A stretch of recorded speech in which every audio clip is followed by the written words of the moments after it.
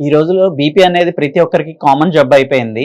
బీపీని కంట్రోల్‌లో ఉంచుకోవడంలో patients fail అవుతున్నారు. అసలు బీపీ అంటే ఏంటి? బీపీ దేనివల్ల వస్తుంది? దానికి కారణాలేంటి? దాన్ని కంట్రోల్‌లో ఉంచుకోకపోవడం వల్ల వచ్చే కాంప్లికేషన్స్ ఏంటో ఇప్పుడు మా ఫిజిషియన్ డాక్టర్ నరసింహమూర్తి గారిని అడిగి తెలుసుకుందాం. Hello, good evening sir. Good evening sir. Sir, hyper tension అన్న, బీపీ అన్న 2 ఒకటే.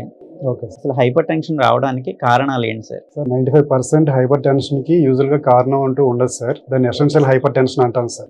Okay sir. మోస్ట్లీ వీటికి ఏంటంటే జెనెటిక్ కాజే ఉంటుంది సార్. ఒక 5% దీంట్లో ఒక రేనల్ కాజ్ ఉండొచ్చు సార్, లేదంటే ఎండోక్రైన్ కాజ్ ఉండొచ్చు సార్, లేదంటే ఏమైనా హార్ట్ రిలేటెడ్ కొయెక్టేషన్ ఆఫ్ అయోటా కానీ ఇలాంటి కాజెస్ ఉంటాయి సార్. ఒక 5%, 95% అనేది కాజ్ ఉండదు సార్. సార్, బీపీ అనేది 120/80 ఉండాలని అందరికీ తెలుసు. సో బీపీ ఎంత పెరిగితే మనం టాబ్లెట్ యూజువల్గా స్టార్ట్ చేస్తాం సార్? సార్ యూజువల్గా బీపీ ఏంటంటే మోర్ దాన్ 140/90 ఉంటే, ఓకే సార్.